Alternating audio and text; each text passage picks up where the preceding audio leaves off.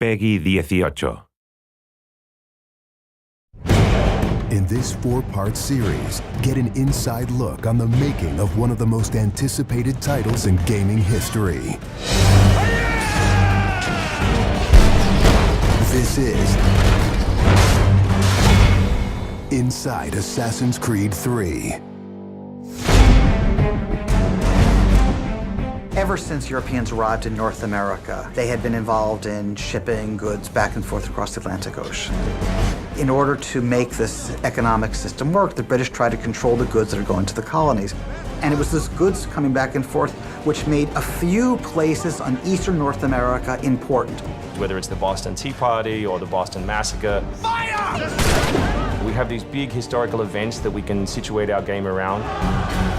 All of these events that people have a rough understanding of, but they've really never experienced.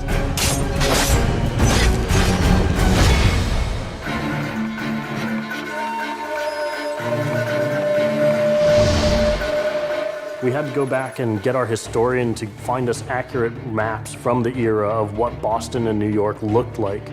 These are actual replicas of the cities. If you're familiar with those cities, you should have that sort of eerie feeling of finding familiar sights. We really wanted to push the animations and just make it look like it's a real living world. As you walk through the crowd, you'll also see animals in the streets. They'd have a pig, they'd just clip his ear in a certain way, and they'd let him go in the street. And then he'd eat garbage, and then when it was time to eat the pig, you'd go and find your pig, and you'd slaughter it and eat your pig. We've got a lot of new ingredients that just bring a new, fresh feeling to the gameplay inside of the cities.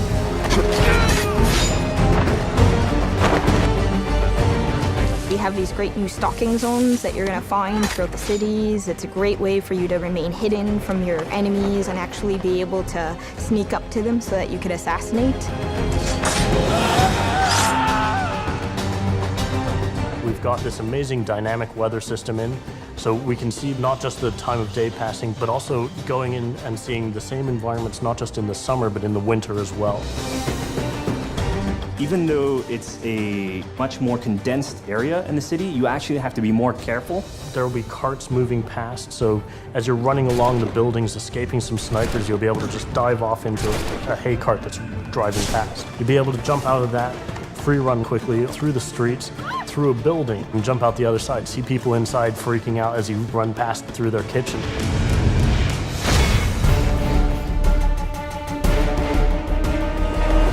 Living on the frontier was extremely difficult. Not only did you have harsh winters, cold, freezing temperatures, in the summer you had heat, humidity, so it was a gamble every year that you were out on the frontier, whether you're going to make it or not. For AC3, the biggest difference is just having access to the frontier. So this huge wilderness area that you can sort of explore at your own pace. It's a forest, the navigation in very new environment, in a very organic environment as well. In the frontier, you'll be able to navigate through deep snow, but also snow does impact your gameplay. It will slow down you as well as your enemies. Once we decided that we were going to build the frontier, we realized obviously we need to populate that area. So animals became a very big deal. We have over 24 different species of animals in the game. There's an entire hunting loop that you can engage in. Whenever you're building elements such as animals, you're halfway trying to be real and halfway trying to fulfill that fantasy of what people expect. One of the great new features we have in the frontier is the new tree running. Connor being really fluid and being able to navigate through the trees. The frontier is really our new playground.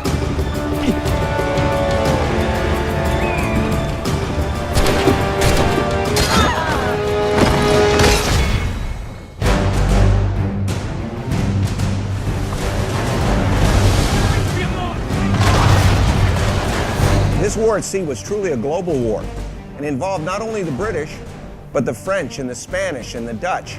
Naval engagement of that period was all about closing the distance. Boarding is the end game. You've got to be able to close with the enemy, get alongside, then get on board to steal his ship. You want to take that ship intact if you can, because that's where you get your prize. The prize is whatever is on that ship that you want. Naval warfare was absolutely decisive to success in the American Revolution. Commerce comes by sea, at the same time invaders come by sea. You control the sea and you control the conflict. It's a huge part of the historical period. The Revolution is won pretty much at Yorktown by a blockade of ships. You know, we can't ignore this part of the history. This is critical. This is something that we have to do. We started a whole team up just to specifically focus on the naval experience. Naval combat has been a huge challenge. The technology of the wind, the water simulation has been a massive undertaking for the team. Initially, we didn't even think it was feasible because it's a big moving structure. It's a full simulation on high seas where Connor is controlling a ship, he's controlling a crew as well, so he's kind of the master and commander on the ship. Very exciting. I mean, you are on a moving vessel that is very much part of the sea itself. This is something that we wanted to engage in and build for the game. That was a huge challenge that we set ourselves and actually turned out pretty good.